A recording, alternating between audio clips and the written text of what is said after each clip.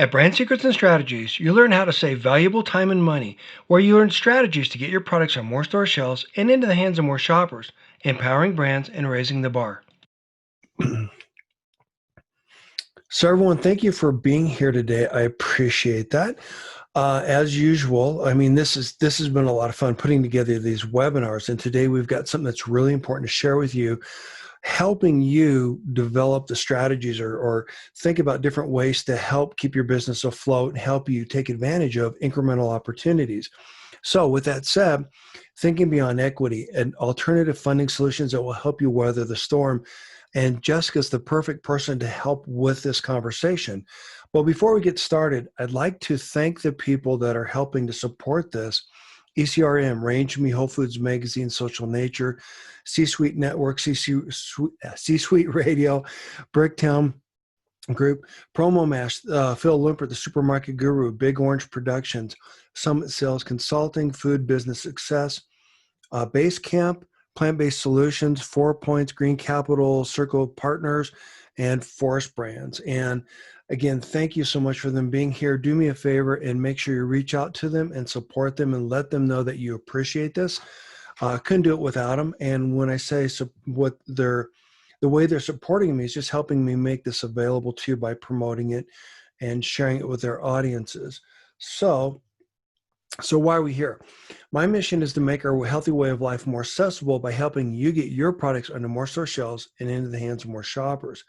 So please help me raise the bar natural and share all these valuable resources with any brand that you know, any friend, etc.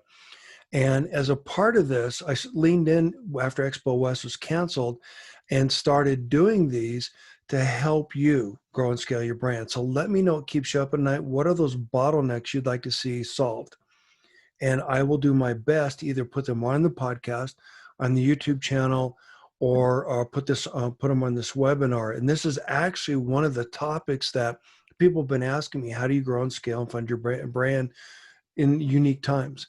And so with that, next week, we're going to be talking about a solid strategy and why you need to have a solid business plan to support your growth. And Michael J. O'Donnell is going to be on. He's actually been on the podcast a couple times. This is a must attend. And the reason for that is we talk about the importance of having a solid strategy, the goal setting, and everything else you need to have in place so that you can leverage what we're going to be talking about today and on other webinars to confidently grow and scale your brand. And then after that, the following, we're going to talk about the 4 points to build and scale a brand in the era of COVID. A lot of changes have been going on in the industry, and we're going to be talking about those things that you need to have in place or things you need to be thinking about as you start growing and scaling, as you start building your business. So definitely want to attend that one as well. And then to help you during these uncertain times, I've made this course available for free. It's the proven strategies to maximize trade marketing ROI.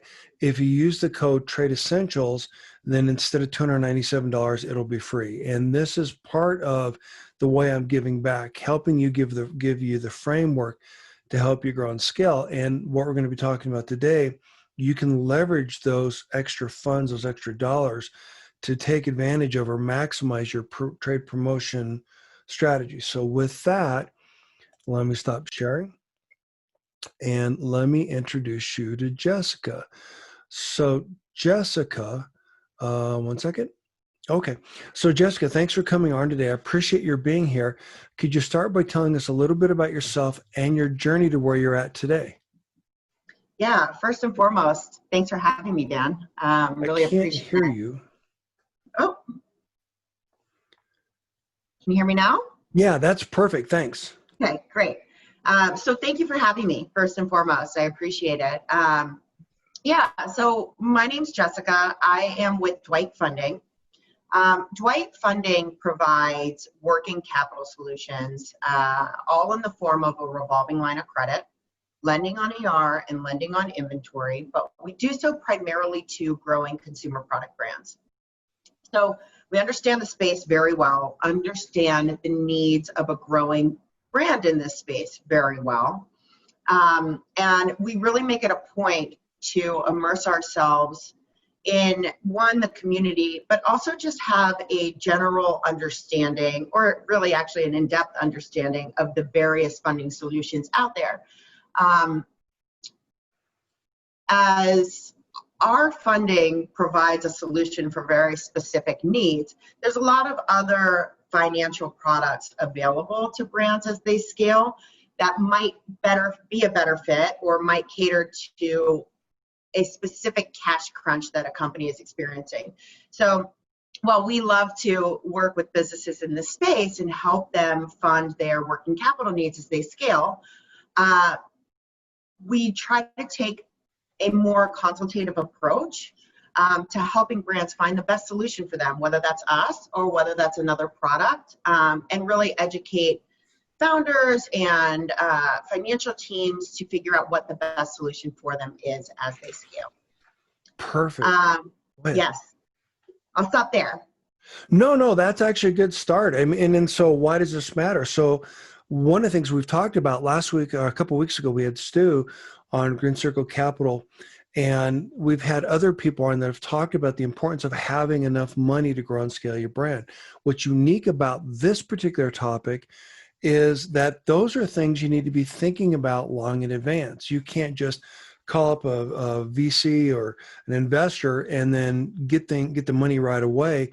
If a large retailer, for example, were to say, hey, we want you in a bunch of different stores, we need you to pivot and come up with a new package or whatever, sometimes you need money or you need cash right away. And that's the point of this. It's giving you something extra tools in your toolbox that you can leverage to help with your growth. So with that framed that way, first of all, is that a fair representation? And what could you add to that? Yeah, absolutely. I think that first and foremost, you brought up a really important topic, which is you can't just go to a VC. You can't just go to a debt provider when it's cash crunch time and expect to be funded right away. So what does that mean, and how does a brand prepare for that scenario?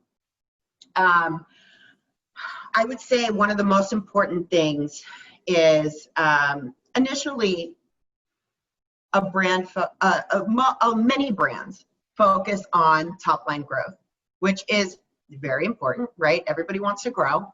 But oftentimes the financing and the bookkeeping and all that, what I think is really important stuff is often put on the back burner. My biggest piece of advice for businesses when they start, day one, day -10 even, day -30, start thinking about the financial foundation of your business. You may not have the fundraising plan all put into place yet, but just know that you are going to, it's very likely, highly likely, that you are going to need some sort of fundraising down the road. Start preparing for that on day one. So what that means is make sure your books are in order. Make sure your accounting is intact. Make sure, if you don't have a specific individual to focus on that, think about outsource groups. There are plenty of very reputable and very reputable groups in the space that know this space very, very well, understand the accounting needs of a business in the space, the bookkeeping, all that kind of stuff. Leverage that. Leverage those relationships, leverage those companies out there, but just make sure your financing is not an afterthought. The finance and the books are not an afterthought. Love that. Thank you for going back there. Actually, that's really what we're talking about next week. And the point is that you need to have all that stuff buttoned down. I mentor, Jessica, with a lot of different brands that are trying to get money, trying to figure out how to grow a business, et cetera, for Nutrition Capital Network, Circle Providers, the Circle, anyhow, a lot of different groups. But the point is, a lot of people show up and say, you know what, I sold $5 last year and I'm going to sell $5 million next year, with no clear path to how they get there. But to your point, they overlook the key things that you need to have in place in your business. So from my perspective, again, we'll be talking about this next week, your business plan is your roadmap. And your business plan should be so robust that it I could give it to someone else and they could run the company for me on my behalf in my absence. Meaning that all that stuff that's figured out there and that's in that is going to help you stay on the path and help you stay within whatever guardrails you've set so you can grow and scale. So then when we have an opportunity for something incremental, that's where you come in. But to go back to this for a minute, the reason this matters, and this is very, very important, so everyone listen to this, is that the more buttoned down you are, the more effective you're going to be at being able to get venture capital money or angel money. And the better your terms will be in terms of your ability to negotiate. Say, here's what I expect from my company. Think about Shark Tank. And a lot of companies come on and say, hey, I'm a nice guy, got a cool product, got a great slogan. Isn't this neat? And they, of course, don't get anything. But the companies that come in and they're dialed in and they've got a strategy, they've got a plan, they know exactly where they're going to be tomorrow and next year and the year beyond that in terms of sales and growth and distribution, those companies are the ones that can negotiate more effectively.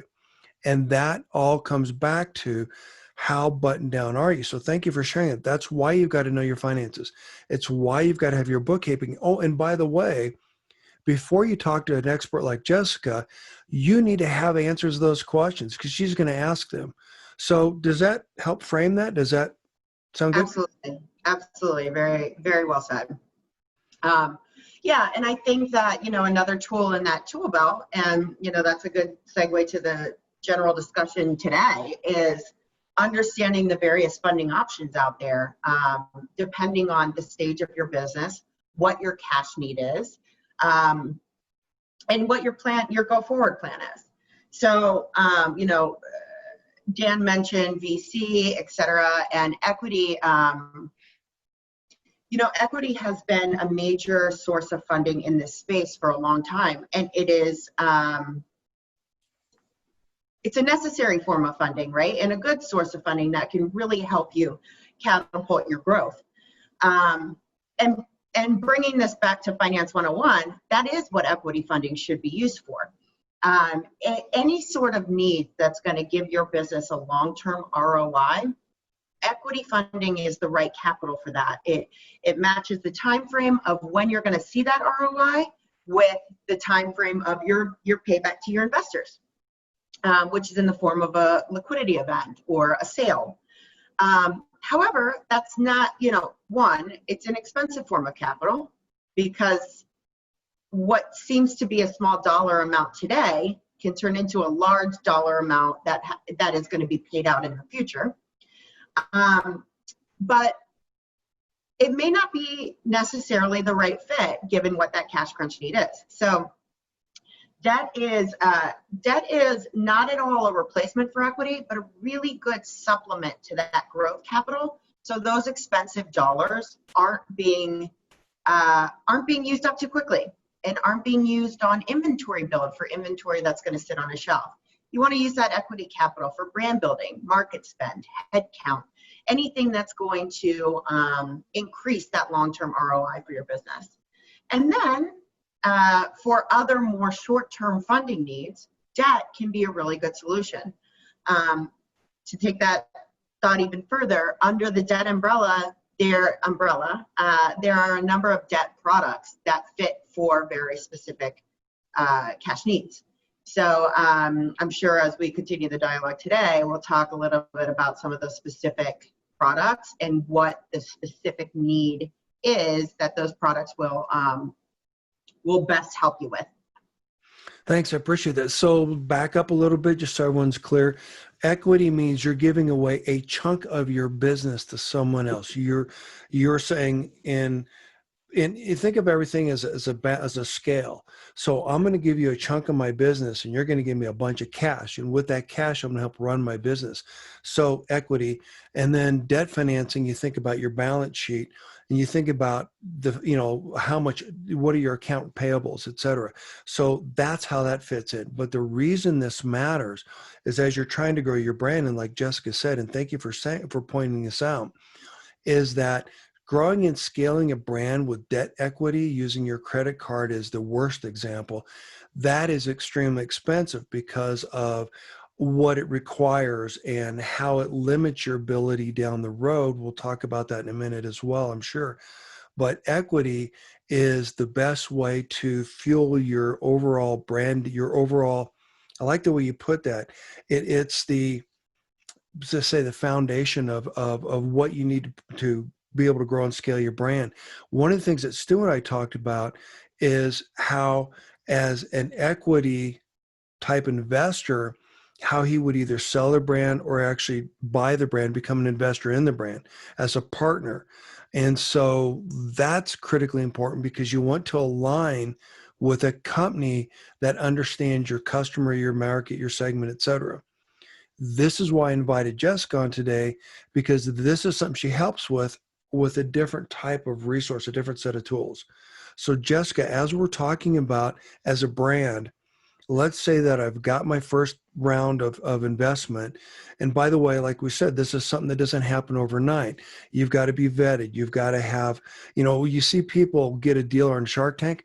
That doesn't mean they automatically get that deal. Sometimes it takes months for any money to show up. Well, what do you do in the interim? How do you grow your brand? How do you buy the inventory, et cetera?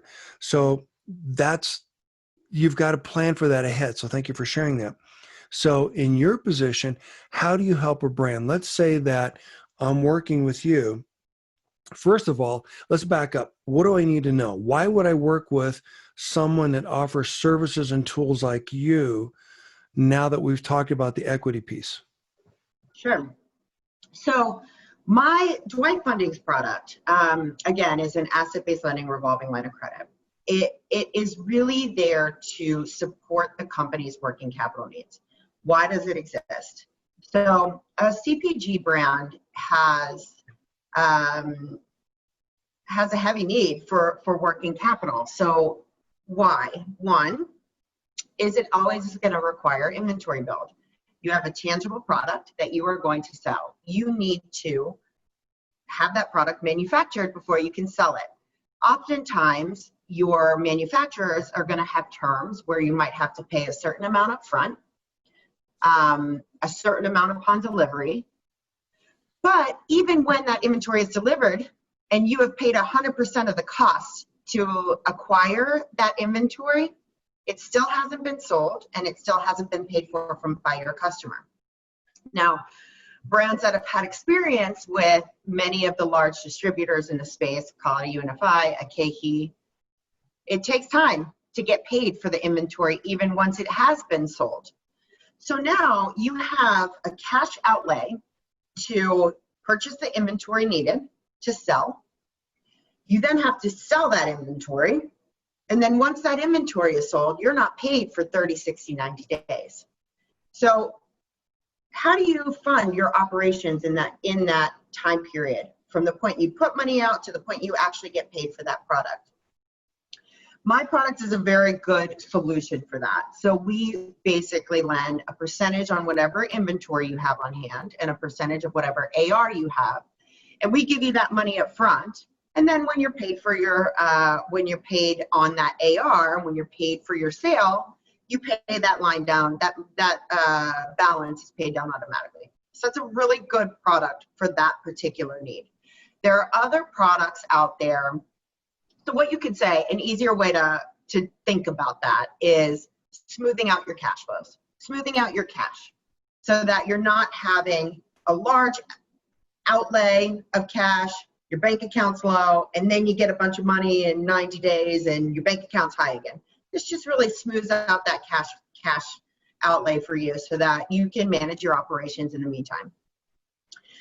Another product that is prevalent in this space and can really serve a lot of, have a really good purpose for brands is purchase order financing. Could be before, it could be as your inventory has already been developed, but before you sell a product to a UNFI, a KE, Whole Foods, whatever, you're going to get an invoice. You're going to get a PO. You're going to get a purchase order. And you never want to say no to that purchase order, but you might need help finding the funds because maybe you have had some sort of cash outlay and your bank account isn't as high as you'd like it to be. Purchase order lenders serve that exact purpose. They fund a percentage of your purchase order, pay the manufacturer directly for you, and when that product is sold off, they pay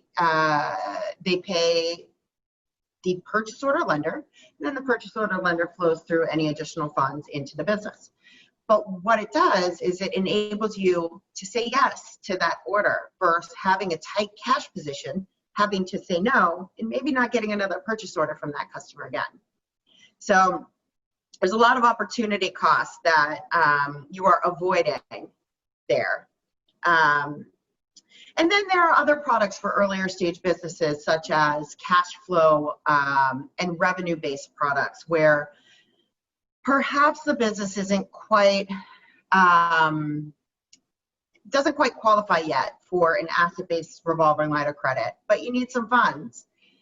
Specifically for businesses that have gotten a lot of revenue in the past couple months, a revenue-based lender will lend you a percentage of whatever your prior 4 or 5 months of cash flow or revenue was, which oftentimes can give you a bit more availability than maybe an ABL or purchase order lender will. It's a little more expensive because it's a little more risky for those lenders, but it's another option available for earlier stage businesses.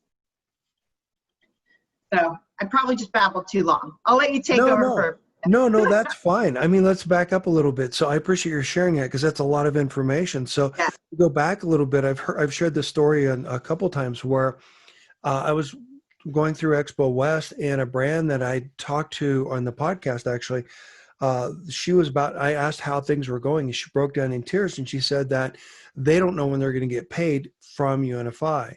And UNFI, KHE, they all do this. But the point is that they sold the product, and now they don't know when they're going to get the monies that they need to support the rest of the business. In fact, actually, Eric Skay, when he was on, he talked about how his wife called and said, "Hey, I've got good news and bad news. The good news is that we just sold a truckload of stuff.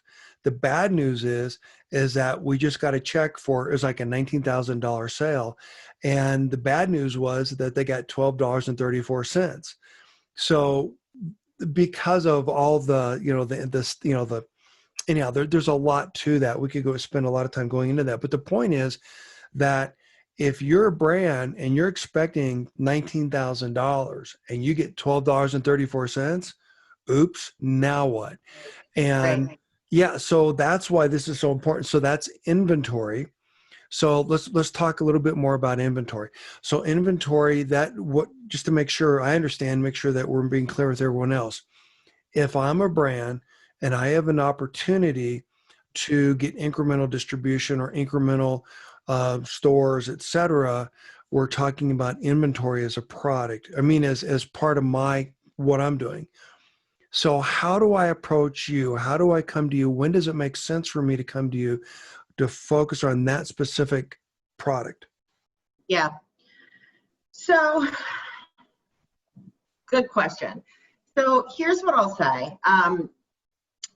I would say asset-based lenders in general are going to want to see a bit more maturity in the business before they start lending. So I would say a company needs to be, call it 1-2 million in annual sales before an asset-based lending product will be readily available. My biggest piece of advice is don't wait until you need the money to try to get the money. The reason for that is, generally speaking, when you need money the most, your balance sheet looks the worst. Good point. And an asset-based lender is going to focus on your balance sheet. They're gonna first focus on your collateral and the health of your collateral, the health of your AR, the health of your inventory. But then they're going to want to make sure that the company's cash position is okay, and et cetera, et cetera. Specifically relative to burn, cash position relative to burn is healthy. So what I would recommend is, well, first of all, I might be biased, but I always think having a revolving line of credit for a working capital heavy business is it's a good, it's really just a good thing to have, because there's going to be times that you want to build your inventory beyond what you have it at, and you're going to have a big AR balance hopefully one day. So something like a working capital line really helps that. So getting one started a little bit early, before you have that huge crunch need, isn't necessarily a bad thing. And then you have developed a relationship with a lender, and when your crunch time comes, they're more than happy to step up and assist and fund with those inventory needs. Also, it always takes time to fund, right? So you want to work backward from when you expect that need to really come in, like really present itself. Work backwards to figure out, hey, how long is it going to take me to go through this process, get approved, get funded, and then, will there be enough buffer that I still get approved because my balance sheet still is healthy when I'm applying. Another thing that I will say, and that I'll kind of go back to, Dan, that you pointed out earlier, is talking about getting you paid from UNFI, KHE, and the dollar amount not quite being what you expect it to be when you get paid.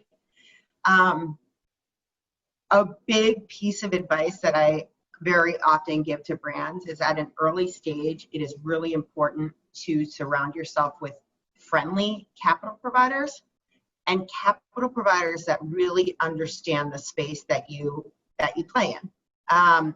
If you're working with a lender that doesn't understand the food and bev space and doesn't understand how dilution is affected by a UNFI and a KHE, it's not going to be advantageous to you. Because when a lender gives you lends a percentage on your invoice, and then you only get 75% paid on that invoice, they're not going to be happy. Whereas if you work with a lender that understands that and anticipates that, they're going to work it into their formulas, and it's expected. So there's no harm, no foul. So I'll stop there now, but I wanted to make sure that I touched on that point, Dan. Oh, that's a great point. And people need to be thinking about this. And I appreciate the fact that you're talking about finding friendly capital providers. This is where relationship building matters so very much.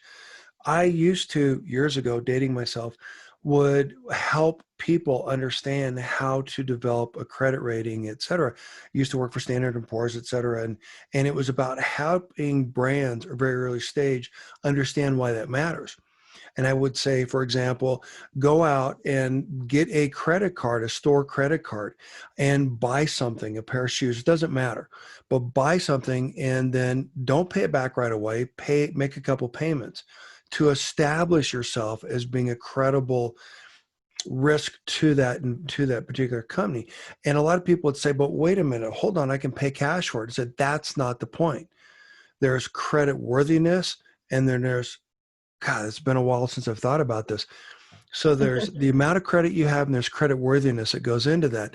So if your credit worthiness, in other words, if we only trust you to pay back $100, we're only going to give you $100 worth of debt.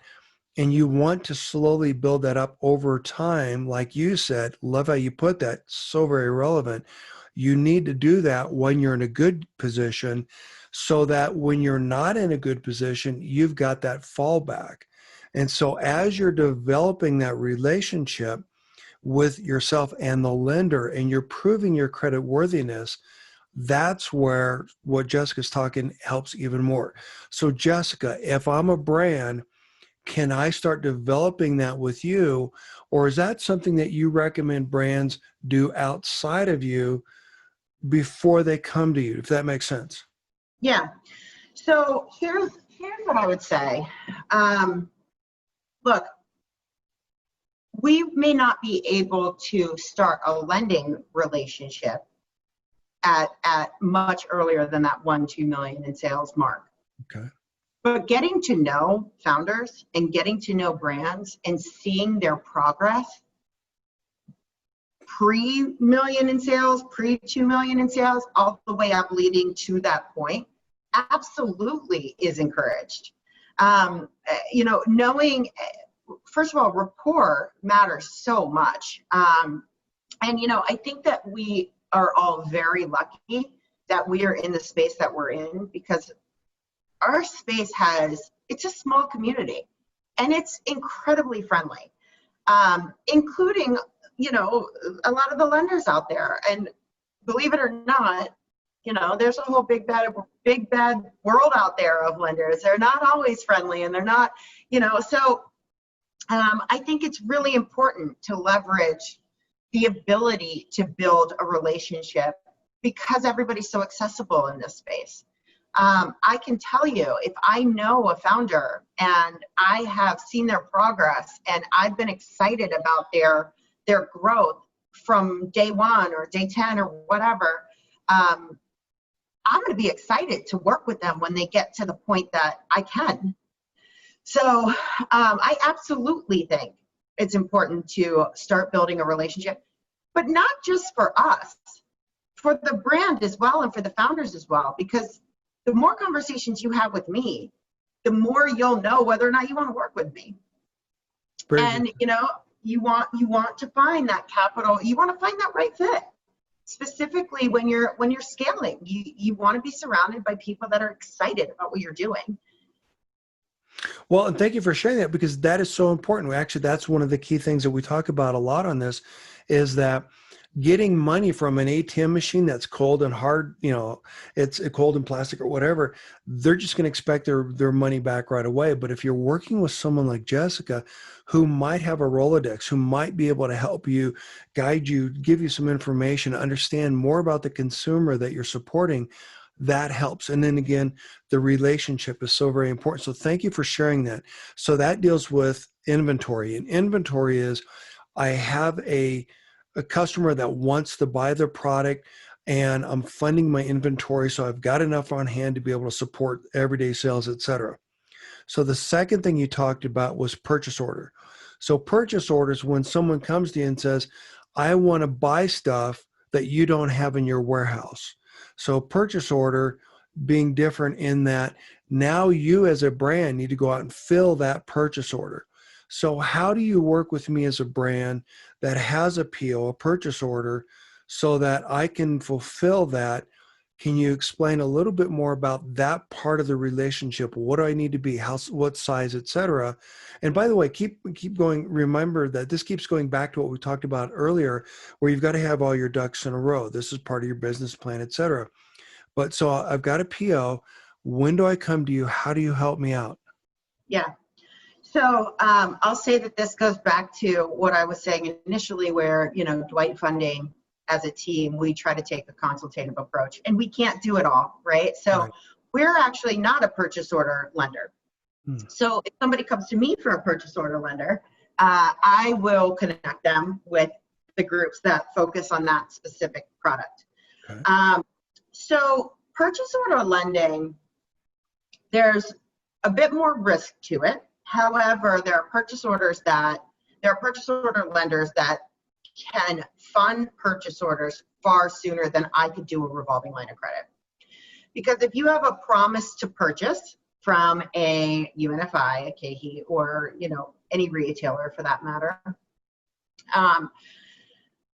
that is, for a purchase order lender, that is an exciting thing for them to help you fund your manufacturing on.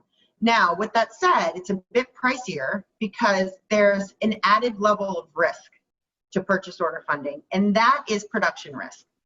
Anything could happen from the time that you get that purchase order to the time you're actually giving that product to the end customer. There could be issues with production, packaging could come out wrong, so on and so forth. So because of that production risk, a PO lender is going to be a little more expensive. However, the way that it works is they will take that purchase order and say, hey, okay, it's going to cost you this much to fund this purchase order. It's going to cost you this much to produce the product for this purchase order.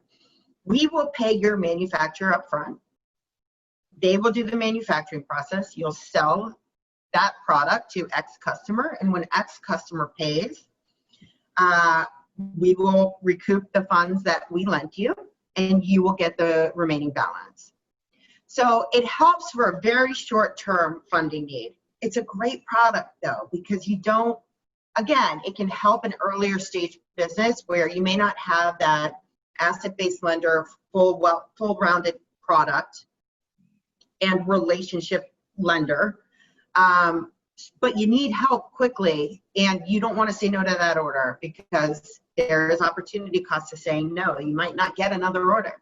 If you fulfill that order and everything goes well, you now have a customer, and hopefully a repeat customer. So, so it's a very important product, and I'm glad you're touching on that, Dan, because it is a separate cash crunch need than a revolving line of credit that's continuously smoothing out your cash flows. And I love the fact that you keep saying smoothing out your cash flows, because I love the analogy. When you think about the ebbs and flows of a business, great visualization. Back to the PO, a lot of people, the mistake a lot of brands make is that they assume that that is a guarantee. As you just illustrated, it is not. It is not a sale until it's actually a sale because of the reasons you mentioned: packaging, production issues, etc. Imagine, for example, who would ever have thought this would happen, that you're selling a product and all of a sudden COVID comes along and now you physically can't get the product into a store. Your product's perishable. You don't have the ability to get it in there within a certain amount of time, etc.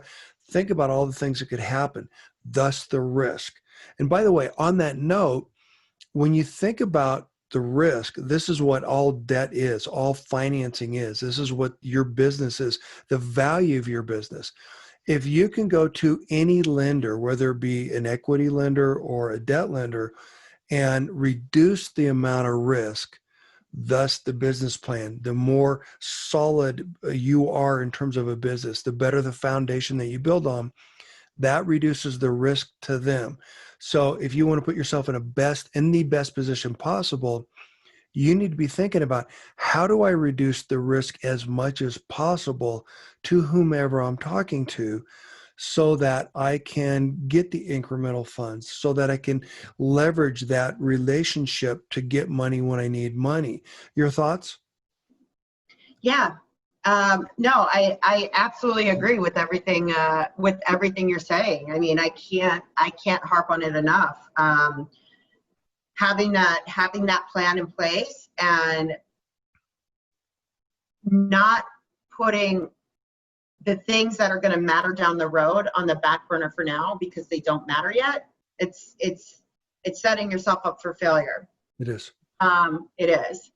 And back to what you were saying, Dan, about risk, you're absolutely right. The more buttoned up you are, and and the more history you have, and the more execution you can demonstrate, is all going to reduce risk. And you know that. And by the way, giving away a piece of your business for equity, that's a part. The equity provider is getting rewarded for their risk in helping you with your growth plans and executing on those growth plans. So yeah, I agree with you in every area. Thank you. And I appreciate you sharing that. So when you're thinking about risk, imagine that back in the old days, pre-COVID, if you would put your money into a CD or something like that at a bank, very slow, low returns, very low risk, pretty much guaranteed for the most part. But the point is, you would get almost nothing out of it. High risk would be going to Vegas and throwing it down on the table. Right. So yeah, you're absolutely right. And this is the mindset that brands need to adopt when they're thinking about growing and scale your business. There are pros and cons to everything you do. And this again comes back to, and thank you for sharing that, at the beginning of the conversation, you need to have a solid business plan. You need to have a solid roadmap. And when you're talking about growing and scaling your brand, another issue that I find brands run into, another huge mistake brands make, is they take on any distribution, whether or not it makes sense or not. And that's a problem. So I share this example a lot. I was working with a brand in California that got picked up by a distributor. The distributor put them in a store in Florida, a store in Indiana, and a store in Louisiana. That doesn't make any sense at all because they cannot support that business. So this is where if you've got a solid business plan and you've got all your numbers dialed in and you've got a roadmap to where you want to be, now if I call up Jessica, I'm reducing that risk. If I go to Jessica and say, hey, guess what? I've got an opportunity to support a store 3,000 miles away or whatever, and another store another 1,000 miles in a different direction, she's going to say, sorry, I maybe. But so those are some of the things you need to be thinking about. So thank you.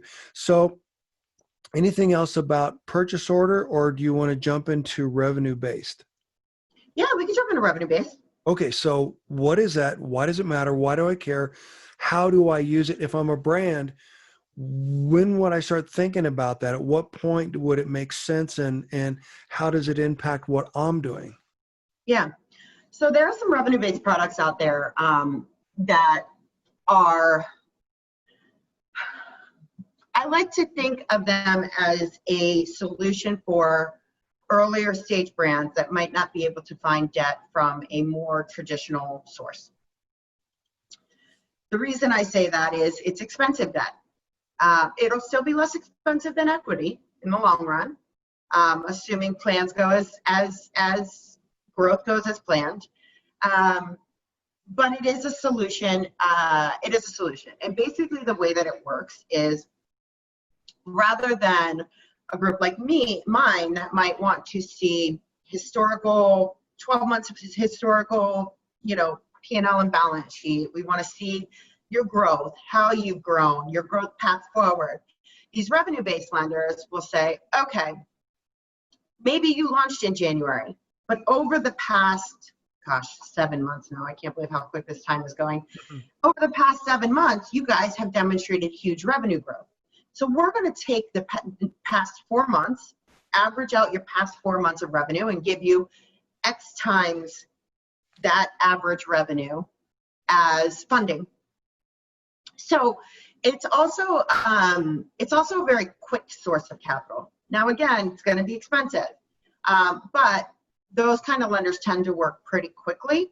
So I would say, just given the cost, it's more of a, if you really, really need the cash, like, do you need to hit payroll in a couple weeks? And you think that that could be tough and you just need to get over a hump, this could be a good solution. They're generally a quick payback, but I would say that that's probably more of a last option when you've exhausted all the others. But it is a solution that's out there, so it's worth talking about, and there is a market for it. Go ahead, please. No, please. Well, I'm glad you brought that up. So we're not talking about a loan shark necessarily, just kidding. But yet this is where you cannot afford to miss payroll. You cannot afford to have employees walk off. You cannot afford to pay the lease on the truck or the whatever because you needed to deliver the product. That makes good sense. And again, we're talking about the risk reward to you, the investor, not the investor, the lender, and why that matters so much. So what other products are there that we should be talking about that people can consider? So we've got inventory, purchase order, and revenue. Yep. So I think the other product worth mentioning is venture debt. Okay. So venture debt serves a unique purpose as well. Venture debt really extends, it kind of bridges you to your next round. So I would say this applies to, it doesn't. So you can get venture debt even pre-revenue, but that tends to be more in like the world of tech where investors come in and put a large amount of money into the business when it's an idea. That doesn't happen as much in consumer. So venture debt requirements is they want to see that there's a venture group in there, that a venture group has already funded your business. Now, if you as a company know that your cash runway is 6 months, but in 8 and 9 months, you have some big revenue jumps happening because you're getting placement in XXX store. And you would rather, before raising again, you would rather achieve those milestones so you get a better valuation on your business when you do raise again. A venture debt loan can extend that runway 6 to 12 months. An asset-based revolving line of credit, lending on the AR, lending on the inventory, it smooths that cash out for you in your bank, gives you, 2 to 3 extra months of runway. Venture debt is really built to give you that 6, 12 months of additional runway. And I call it quasi-equity. They are lending on the fact that you have a venture group in there and that you're going to be able to raise again. So they're taking on a bit of equity risk, and for to be compensated for that, they will actually take warrants in your business. So they are taking a very small piece of your business as well. It's going to be far less than if you were to do an actual equity round, but it is a lot riskier, so they are going to want to be compensated in that way. So it serves almost as equity, covers your cash shortfalls, your profit shortfalls over that 6 to 12 months while you hit those milestones, and enables you to get a larger valuation once those milestones are hit. So I think that that's another important, product to discuss because it does serve a very specific purpose. And I think that I just think that founders that understand that there are various sources out there to serve very specific needs have the right toolbox and are well equipped to fund their business the right way. Thank you for sharing. And that's why we're doing this, is that we're talking about all the different vehicles. And the reason this matters is because you need to have a plan ahead of time to be able to take advantage of some of this. And so as far as the venture debt, I love the idea. I love the fact that you're talking about that, because I don't think a lot of people think about that. So let's break down the business. It's about buying things and selling things, right? And so as you're growing and scaling your brand, you've got to have your strategy. You've got to have your blueprint. You've got to have your roadmap, whatever you want to call it. And along that roadmap, as you said, you need to be thinking proactively so that you know that you're going to run out of runway in 6 months. And that was a key point I wanted to make. So thank you for sharing that. But if you know that you're going to be cash strapped in 6 months, you can start planning for that today and reduce the risk for whoever might invest or whoever might subsidize that. So what I do is I help the brands grow and scale and increase their runway with strategies and stuff. That's why I'm focused on the trade marketing piece. So as an example, and I wanted to use this for this reason, if you know what your average spend is, how much you're spending every month in trade marketing, and you can maximize your promotional efficiencies and get an extra month or an extra 2 months, that's one strategy. That's very effective.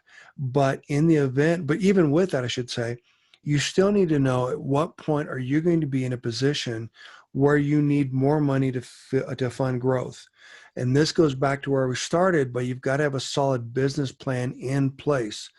And again, can't say it enough, as much as you can reduce the risk to you, that's going to help you more importantly. So to kind of recap, it's about relationship. It's about proving your credit worthiness. It's about understanding your business well enough so that you know when you're going to have a need before you have a need, not after the emergency. And then at the same time, it's about knowing about the solutions that are out there that you can leverage depending on what your needs are. Does that frame it pretty good? Any thoughts around that? Absolutely. Absolutely. And the only other thing that I would add to that is use the network, use your advisors. If there was no other takeaway from, all of this, it is ask the people that know. If you don't know, ask the people that know. And they'll help guide you.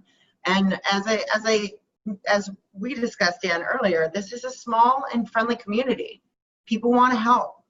So if you don't know the answer and you don't know the right solution, and you don't know who the right partner is, and you don't know where to start the relationship building, ask. That's all I'd say. Well, thank you, because going back to, again, building that trust with your potential investor, it's a lot easier to go to them and say, you know what, I've got a problem. How do I solve it before it becomes an emergency, rather than saying, hey, guess what? I screwed up. And Absolutely. I missed an opportunity. I didn't fill a PO. I didn't whatever. And that could be catastrophic to your business. So thank you for sharing that. And again, that's what makes natural is that there's so many people here that are really rooting for you. And by the way, keep in mind that your success is also the success of whoever invests in your money, in your business. Right. Think about it this way. They want to know, they want to trust that they're going to get a return at the end of the day. And if you can help them feel good about that, and help them feel good about the fact, help them sleep well at night, they're going to bend over backwards to help you even more. And then when you get to that point where you need that second round of investment, et cetera. And by the way, on that note, keep in mind that those investments, again, they don't happen overnight. It takes time to get vetted, get people involved. In fact, actually working with some different brands that are trying to get funding right now, especially during COVID, they're struggling. So deals that would take a month or two are now taking 4 or 5, 6 months. And a lot of the money's drying up. So this is another reason why you need to be prepared. Your thoughts? Yeah, I absolutely agree. I agree. Diligence is harder these days when you can't, meet with people in person. I just absolutely agree. Start the process and start the dialogue as soon as you can. Yeah, and be aware of this, because, another challenge that we're running into today is that big retailers are going back to the big brands that got them, that can pay the slotting and all those ridiculous fees that are overburdened or overtaxing to small brands. And it's making it difficult for small brands to get on their shelf. So that's another thing. Again, this is why you put together your business plan. This is why you have everything in place, get dialed in, so that dialed in the sense that you've got the solutions, you've got possible solutions to help solve your problems down the road. Thank you so much for sharing that. Any other thoughts that you want to share? I know we're coming up to the top of the hour. Yeah, no, I think that this was a well-rounded discussion. I would just say, biggest takeaways is day one, even before day one, focus on your business plan, as Dan has mentioned many times, and rightfully so. It's an important thing.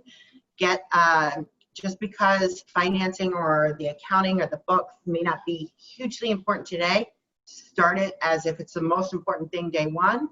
Start to build relationships in the community, and in terms of fundraising,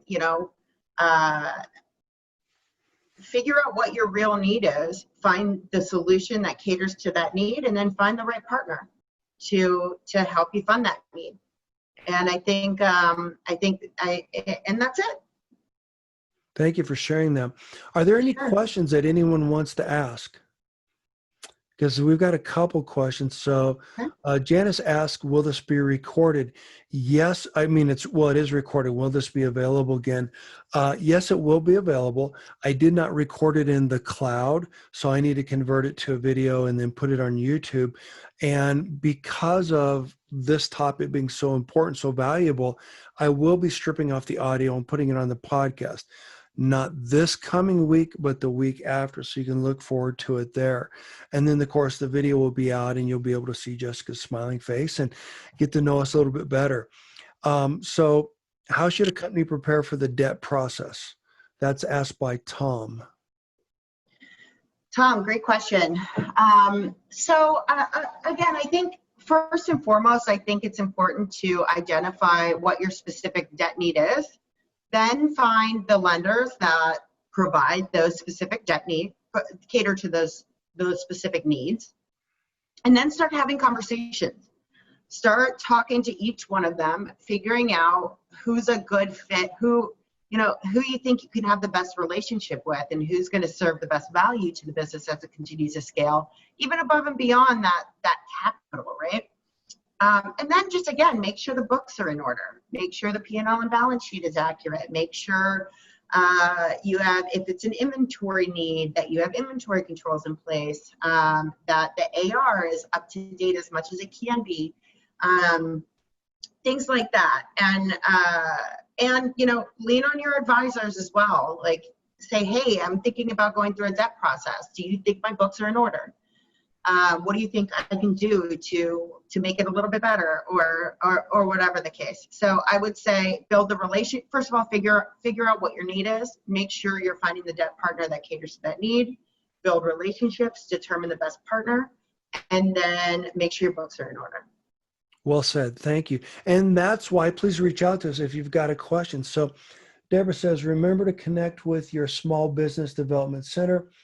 They can help you prepare for financing and connect you with various types of funding, and their services are free. Oh, well said. Okay. Thanks, Deborah. Any Great. thoughts? Anything you want to put in, add to that? No, I think that's great. That's a great resource. Thanks, Deborah. Appreciate that. So, okay. The next question from Barb. What are some of the quantitative considerations of bringing on debt? Yeah. So, I mean, I think we've touched on some of them, which is just figuring out like what your specific need is and making sure that whatever the terms are and whatever the structure is catering to that specific need. And then you want to make sure that, I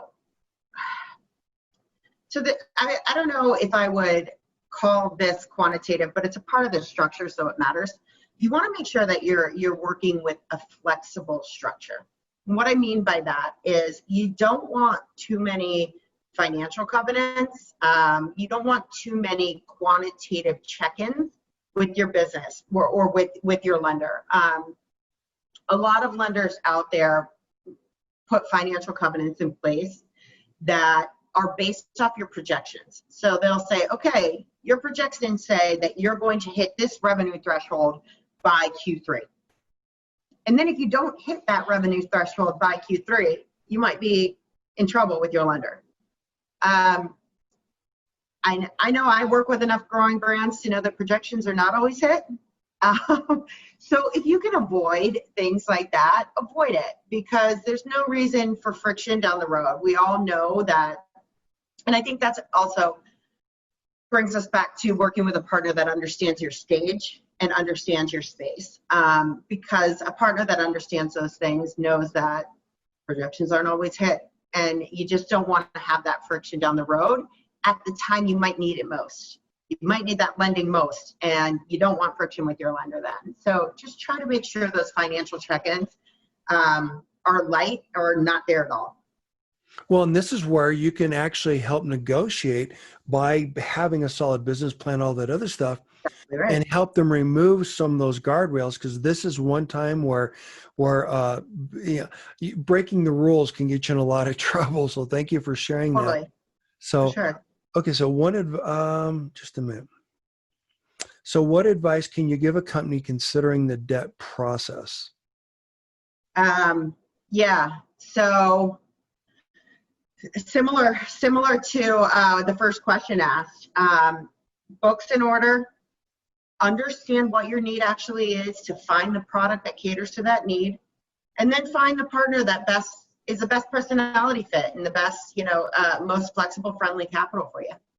Great. Well, I appreciate. And don't start the process too late. Thank you. Yeah, that's so critically important. You don't want to wait till after you've got the emergency, after the pipes break, so to speak.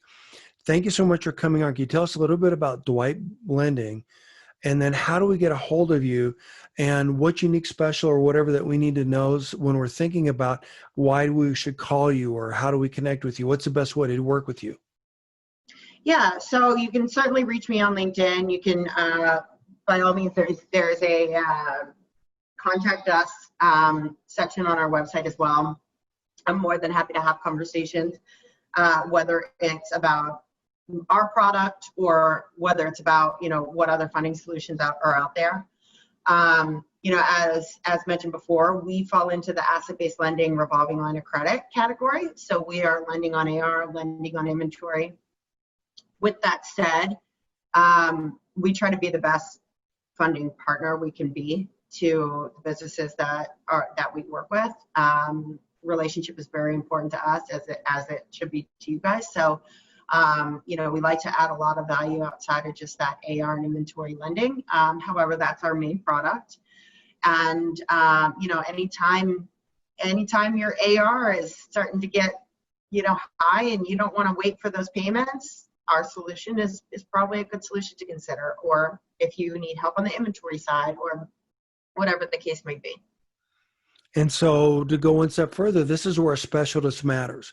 So instead of just going to a general banker that loans money, now you're going to someone who understands your specific business, understands your specific needs, knows how to custom or tailor make their recommendation to help you out the most. And this is why going to a specialist, a professional, an expert like Jessica makes all the sense in the world. Any last parting thoughts? No, I just want to say thank you so much for having me. And by all means, if anybody has questions, reach out. Yeah, your phone number, your name is in the chat. I'll be certain to put your information on the sales, on the podcast page and in the show notes. So thank you so much for your time, Jessica. Thank you everyone for showing up. Don't forget, next week we're going to be talking about your business plan. That is the foundation that makes all this stuff work.